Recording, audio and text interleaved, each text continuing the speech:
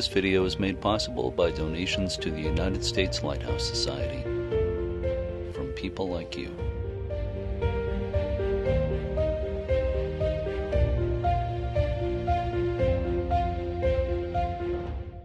Thursday night, a couple weeks ago, the Hillsboro Lighthouse station was actually hit by a bolt of lightning.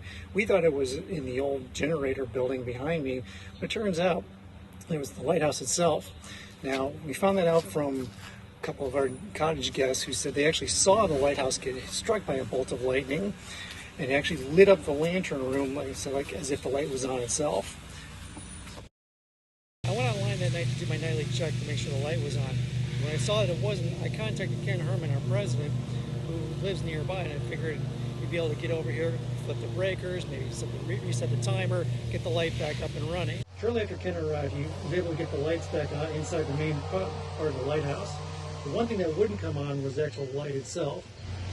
So I decided to come down here and give him a hand and see if there's anything else that we could do that night to get the lighthouse up and running. So let's head upstairs and take a look exactly what we saw. So we're in the washroom now, and Ken Herman's going to take you through a little bit of what the system is first before we go into what we found. Ken? Okay, so when we went to LED, digital rather than analog, we have this light meter right here. There was another one on the other side of the lighthouse that got replaced with this one because this is more digital and it's more apt to our digital system rather than our analog system. So if you notice where it's placed right up here, there's where the light sensor is. If it gets to a certain degree of darkness, what will happen is we'll make a trigger effect inside here, and inside here will let us know that the light should go on. Right now it's pretty light, so if you do see the light go on, it might be because we're having a lot of thunderstorms and it might get a little bit too dark, so if the light does go on, unfortunately this is not adjustable, so we're stuck with whatever it's set. So let's go down here to the digital portion. This box is typically closed. We have it open so that you can see it. So as you can see, there are two identical boards. One is called the primary or master. The back one is called the secondary or slave. You can see it says slave right there. You can see it says master right here. So what happened is when we got hit by the lightning, we went to go reset all of the switches. Lighthouse didn't work. So we came in here, opened up the box, and we could smell that there was something burnt out. It still smells, yeah. Yeah, right now I can still smell it because the box is typically closed all the time.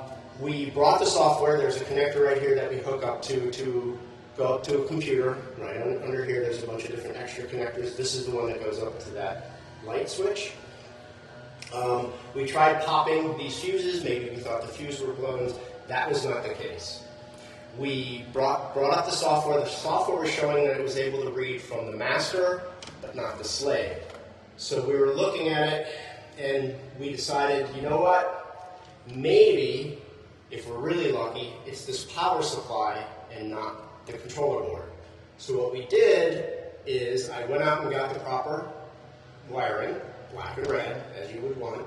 And typically the wires go from here to here. So as you see on this one, you can see it goes red to red, black, and it would normally be coming out of here. So we're trying to make the assumption that maybe this was blown and not the entire board.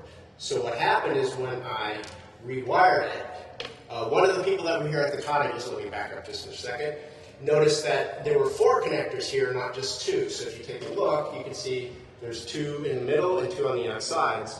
We decided, you know what? It's easy to connect 4 sections up here rather than 2 sections. So when I did the rewiring, I ran from the positives and negatives off the X-spare one to the positives and negatives here. The one concern we thought we might run into was overpowering this power supply and blowing it out, or overheating. We run the LED at 50%. Because of that, typically with all electronics, you run their measurements for 50% or lower of what their requirement load is. That's just the standard in the industry. So we figured if we're running at 50% already, we probably won't be overloading this power supply because it's typically rated for more than 50% anyway. So what we did is we ran the cabling through, closed everything up, turned it on, and sure enough, it worked. Now, the way we knew it worked is because prior to this, with this slave board being blown out, what would happen with the light would turn on, stay on for about 10 seconds, and everybody's like, wow, it's working, it's working, it's working. And guess what? It would turn off. And we go, why is it turning off? It doesn't make any sense. It turns on and turns off. It's supposed to stay on. Unfortunately, this system has a flaw in its design to where you need both the primary and secondary in order for it to work, which really doesn't make any sense because why would you have a primary and secondary? But unfortunately, we're stuck with that, so we had to get both the primary and secondary to work in order for the light to stay on continuously. So right in here, there's these little LEDs that you could see. They would flash yellow and red based upon what's happening, and then inside our manual that tells us what those lights mean. It was saying that it would recognize the sensor, there was no GPS system, but then it would flash red saying that it was having a problem reading the secondary board. But fortunately, we were able to route the cabling. We put a little bit extra in here just in case we needed to do anything else, put it all together, and it's been working flawlessly until we get our new parts. All right. And those parts are coming from?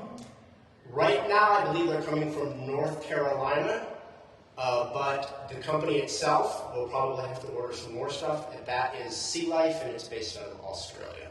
Okay. As Ken finishes putting on the cover to the unit, I just want to take you up here real quick. So here's where the conduit comes out, letting wiring itself to the lens above and over, because this is a rotating lens. You can come up underneath, and there is the LED unit itself. Let's see if we can get a better shot there. There we go. So that is the LED unit itself.